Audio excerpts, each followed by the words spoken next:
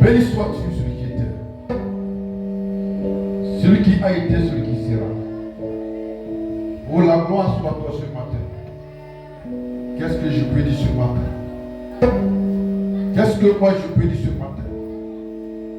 Qu'est-ce que moi je peux dire ce matin?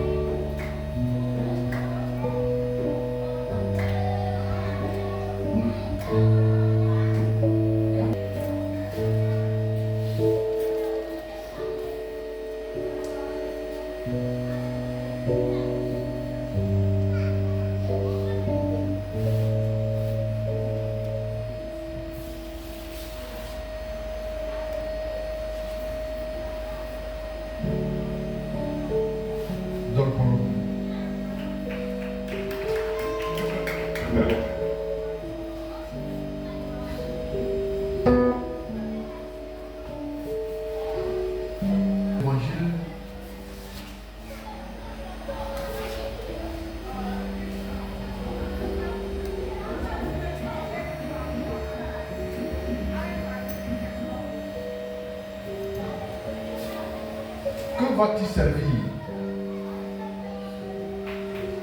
à un être humain, à un homme que Dieu a établi sur la terre pour être sa lumière et son porte-parole,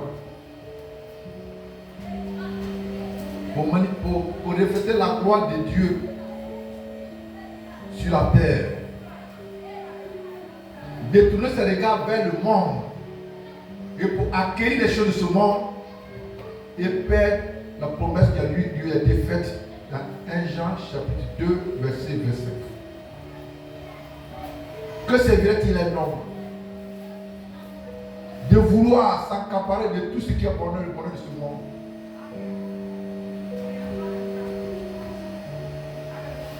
De pouvoir faire mes épieds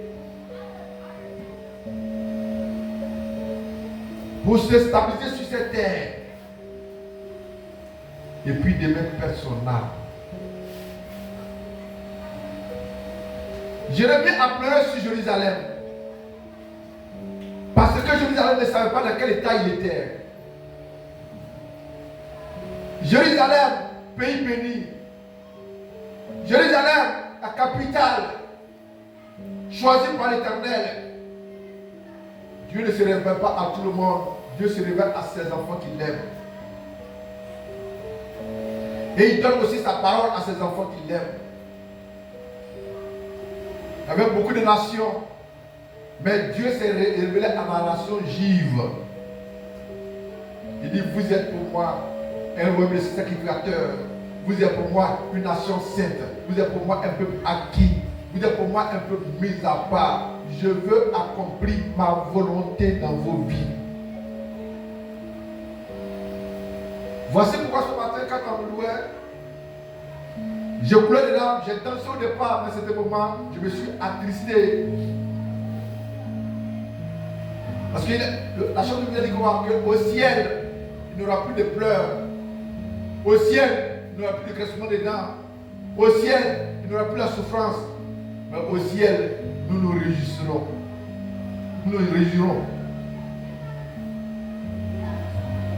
Et quand je vois que le monde dans lequel nous sommes n'est pas prêt à accepter le chemin du royaume, et que c'est la terre que l'homme cherche, il y a deux fois à pleurer comme Jérémie a pleuré sur Jérusalem.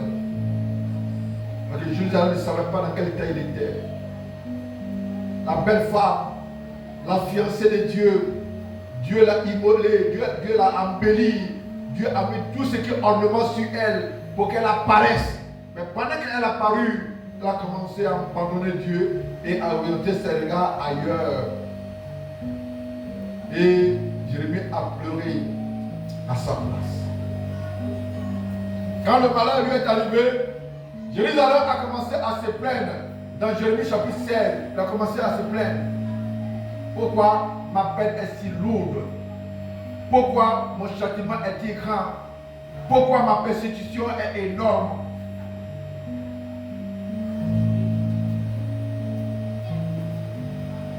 L'Éternel lui répond pour dire, Jérusalem, c'est là ta plainte. Mais lorsque tu t'éloignes de moi, moi aussi je m'éloigne de toi. Lorsque tu t'approches de moi, moi aussi je m'approche de toi. Et il est Dieu. Et il est Dieu. Revenons sur la terre. Revenons sur la terre. Ne vous accaparez pas, ne cherchez pas les choses terrestres pour compromettre l'âme que Dieu vous a donnée. Pour empêcher l'âme, l'esprit qui doit retourner au Père d'avoir des problèmes. Car celui qui détruit son corps, Dieu aussi le détruira. Notre corps est le temple du Saint-Esprit. Qu'est-ce que tu fais de ce corps que Dieu te donne?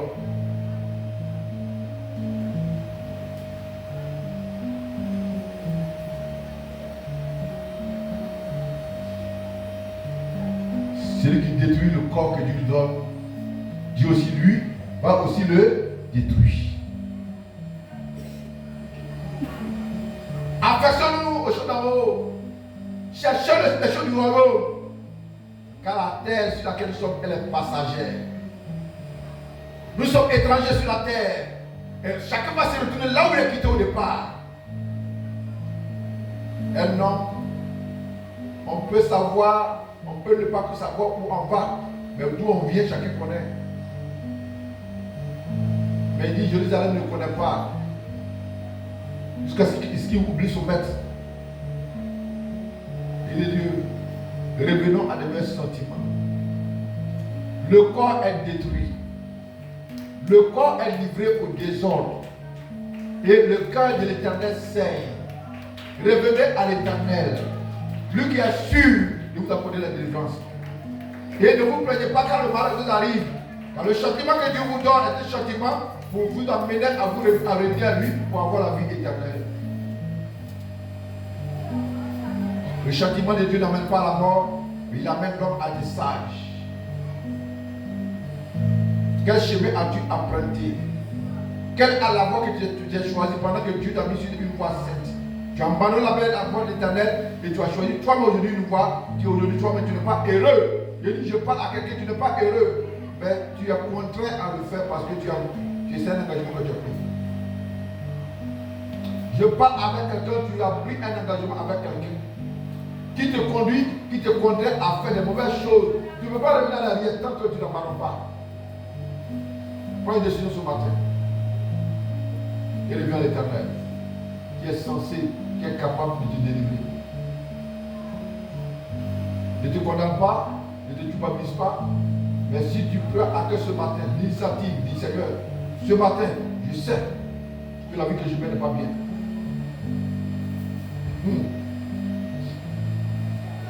Vous m'avez pas dit certaines choses.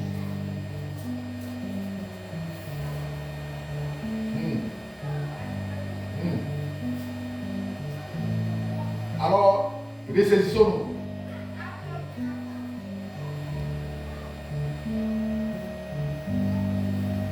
Ressaisissons-nous. Là où chacun a mis son pied, qui dit ça pour savoir est-ce que là où j'ai mis mon pied, est-ce que ça glorifie Dieu?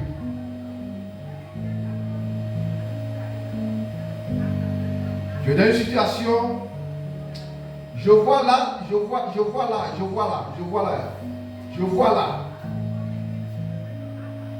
Ton pied dans une situation compromettante.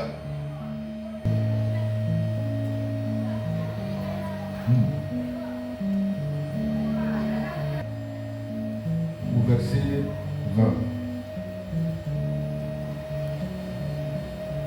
L'Éternel a peur de tous ceux qui l'invoquent. L'Éternel fait quoi?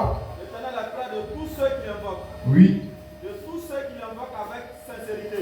Oui. Il accomplit les désirs de ceux qui le craignent. Oui. Il entend leurs cris et il les sauve. Oui. L'Éternel garde tous ceux qui l'aiment et il détruit tous les méchants. Point. Asseyez-vous pour la du Seigneur.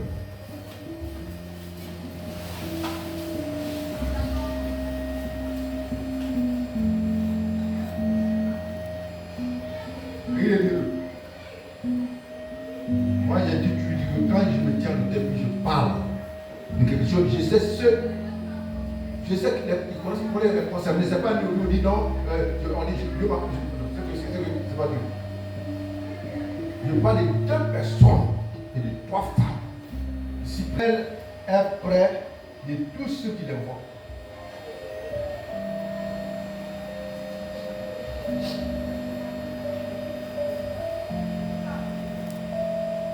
Donc, ici, la parole de Dieu veut nous faire savoir que l'Éternel est près de tous ceux qui l'invoquent.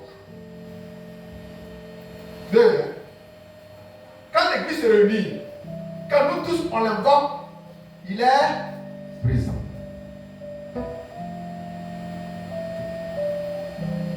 Maintenant, est-ce que parce que c'est tout le monde l'a invoqué, qui va donner la grâce à tout le monde, qui va exaucer tout le monde? Quand on l'invoque, lui il est là.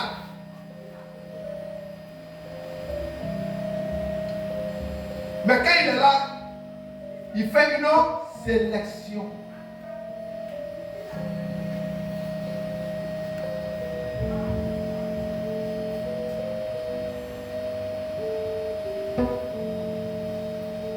Donc, écoutez bien, parce qu'il y a une nuance. L'Éternel est près de tous ceux qui l'invoquent. Et ceux qui l'invoquent de tous leurs. Donc, ça dit que quoi? Tout le monde peut crier. Mais l'Éternel, il est auprès de ceux qui l'invoquent avec sincérité. Mais qui est celui qui est sincère? Qui est donc cette sincérité que Dieu parle? La fois dernière, nous avons écouté le témoignage de monsieur, il a dit que quand nous venons à l'église et que nous prions, et qu'on dit prions pour nous répandre nos péchés, ceux qui sont sincères, qui ont regretté le mal qu'ils ont fait, qui ont pris une nouvelle résolution pour dire à partir d'aujourd'hui, le mal m'est arrivé, j'ai commis le mal, mais plus jamais encore, je vais m'engager. Je ne vais pas citer de mourir, je renonce à cela. En ce moment, la corde qui te lie, parce que quand on prie, les démons sortent. Mais quand ils sortent, chaque chrétien est lié avec une corde. Mais quand toi, ta repentance est sincère, ta corde entre toi et puis le démon se brise. Et puis le démon n'a plus de relation avec toi, toi aussi et tu sais ton Dieu à l'esprit. Mais quand ta repentance est une repentance commerciale ou émotionnelle, en ce moment, la corde vibre pour dire au démon qui tient la vie pour dire que cet homme-là, il est encore avec toi. Donc tu peux continuer à le manipuler.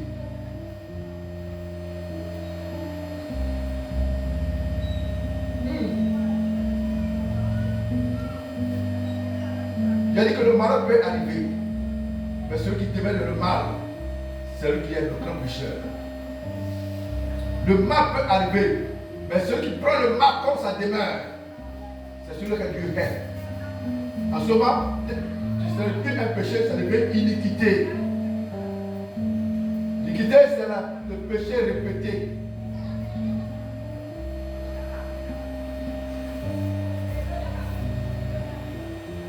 On peut effacer le péché et l'iniquité. C'est quoi? La Bible dit pardonne mes iniquités et efface mes péchés.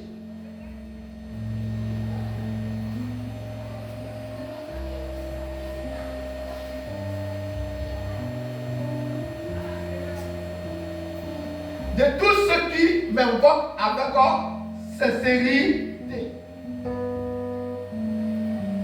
Alors si on vient à l'église, on n'est pas sincère avec Dieu, nous sommes venus pour accompagner les autres.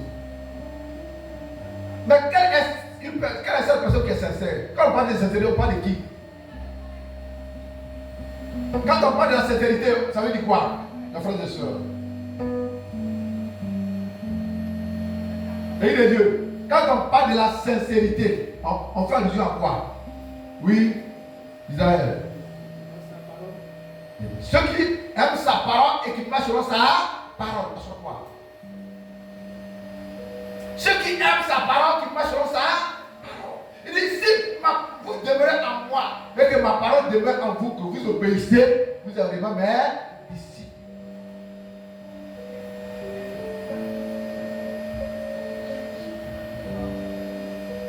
Voyez-vous, tout à l'heure, on est venu, on s'est vu, on va prier. Mais pendant qu'on va prier, il y a des gens à qui les anges de Dieu ont déposé sur leur tête des couronnes de carton. À qui, pendant la prière tout à l'heure, les cartons vont s'ouvrir pour ceux qui ont le carton sur leur tête. Et pendant que nous prions, la gloire de Dieu s'ouvre et fait descendre la bénédiction sur les têtes jusqu'à ce que ça arrive à leur barbe.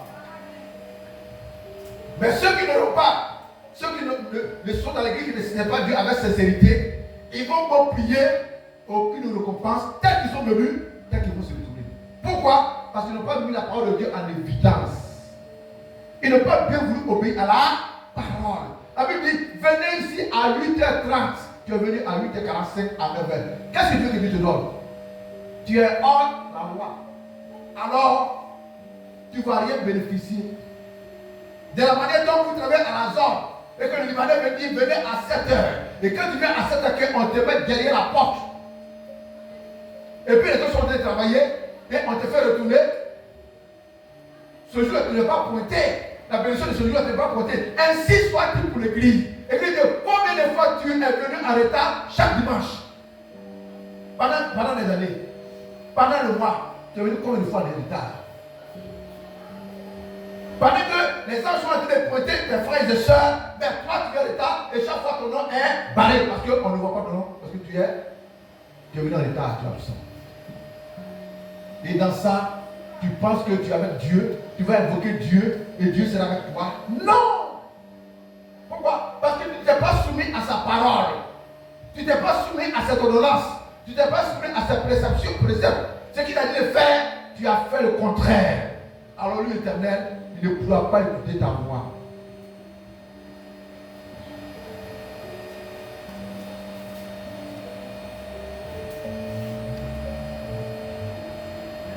Depuis 8 heures, les gens étaient là.